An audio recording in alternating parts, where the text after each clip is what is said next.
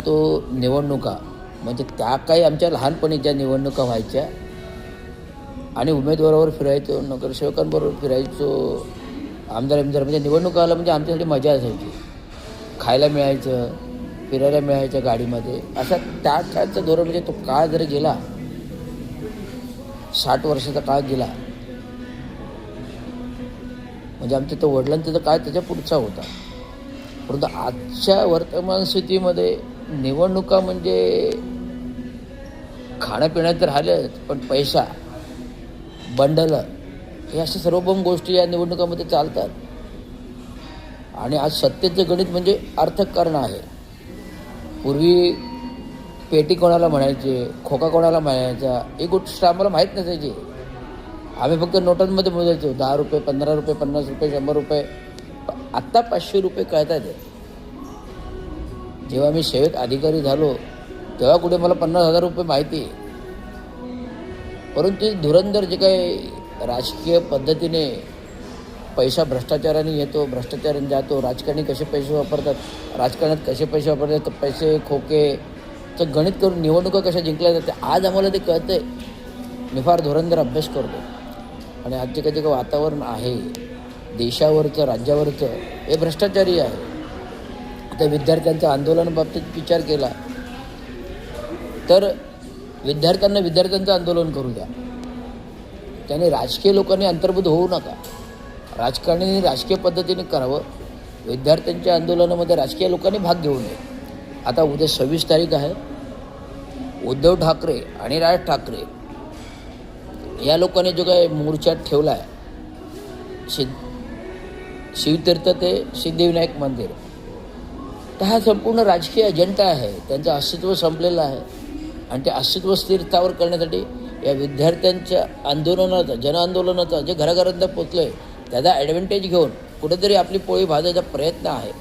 मी कुठल्याही राजकीय मी आक्षेप तर घेतोच, परंतु हा जो प्रोग्राम आहे आता एवढ्या 19 वेळा जर पेपरफुटी प्रकरण झालं, त्यावेळेस उद्धव बाळासाहेब ठाकरेचं सरकार पण होतं, महायुतीचं सरकार होतं, महाविकास आघाडीचं सरकार होतं. मग ह्या मंत्र्यांनी काय केलं?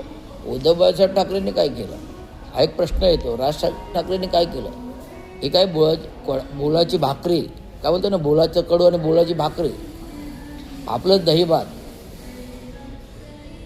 केवळ लोकांवर एक छाप दाखवायची की महाराष्ट्राचे ठेकेदार आम्ही आहोत, महाराष्ट्राचे मालक आम्ही आहोत, दुसरं कोणी नाही. ते ठाकरेशिवाय नाही. ते ठाकरे होते, हिंदू बाळासाहेब ठाकरे, ते ठाकरे वेगळे होते. पण तुम्ही ठाकरे म्हणजे प्रॉपर्टी, शिवसेना म्हणजे प्रॉपर्टी. आणि शिवसेनेला नाव तर डॉक्टर बाबासाहेब आंबेडकरांनी दिलेलं आहे. शिव कामगार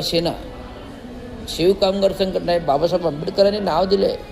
या शिव कामगार सेनेतच पुढे 1966 शिवसेना घडली. याचा इतिहास आहे, बाबासाहेबांचा इतिहास आहे, प्रबोधनकार ठाकरेंचा इतिहास आहे. बाबासाहेब आणि प्रबोधनकार ठाकरेंची मैत्री. आणि बाळ ठाकरे लहान होते, त्यांनी काय म्हणते, बाळाला नोकरी लाव. त्यामुळे अशा प्रकारचं शिवसेना घडली, हा इतिहास आहे.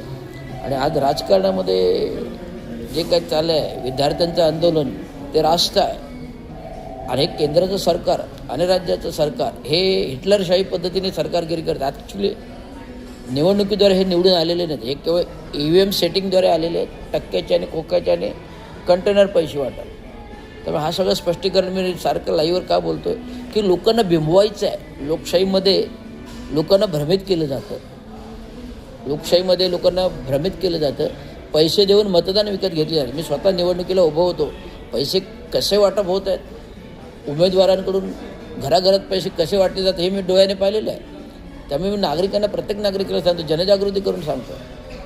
मी अधिकारी असल्यामुळे सगळे लोक मला ओळखत आहेत, परंतु मी जनजागृती करून का सांगतो आहे की तुमचं मतं विकत घेतली जातात.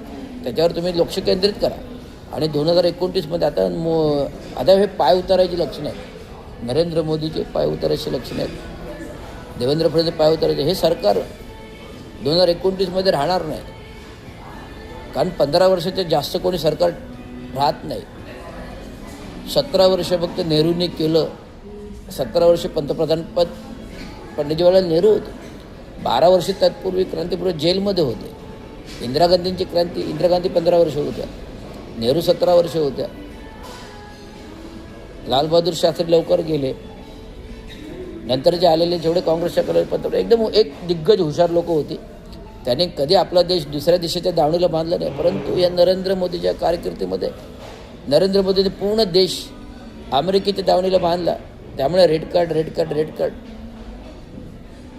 जे काय हमले झाले, एअर स्ट्राईक झाला, पुलवामा झाला, पहलगाम झालं, हे सगळं मोदींचं प्लान होता. मी तुम्हाला सातत्याने सांगतो आहे, मी जे काही अभ्यास करतो प्री प्लान आणि दाखवलं जातं की मला देशाबद्दल किती प्रेम आहे. ऑपरेशन सिंदूर हे दाखवलं गेलं आहे का आपली सरकार टिकावं, हे सगळी भूमिका आहे. आणि एवढे धुरंधर 2 महिने आंदोलन होत असताना CGPचं मुलांनी विद्यार्थ्यांचं आंदोलन अनेक 21 विद्यार्थी मेले. काल परवाच्या लाठीचार्जमध्ये 1 विद्यार्थिनी मेली. हे पोलीस देशामधले गुंड होते, त्या मुलीच्या अंगावर चढून मारलं. म्हणजे कसं राष्ट्रपती मुर्मू काय करतात, महिला आहेत ना, पण महिला राष्ट्रपती आहेत, तर हे तोंड का न उचकत.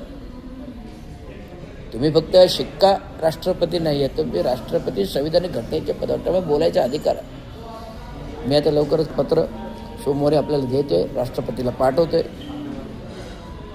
सार्वभौम लोकशाहीमध्ये संविधानिक घटनेला महत्त्व आहे आणि संविधान आणि घटना कोणी पायदळी तुळवायचा प्रयत्न करत असेल तर माझ्यासारखा देशप्रेमी माणूस एक घडू देणार नाही, एवढंच सांगतो. धन्यवाद. जय महाराष्ट्र.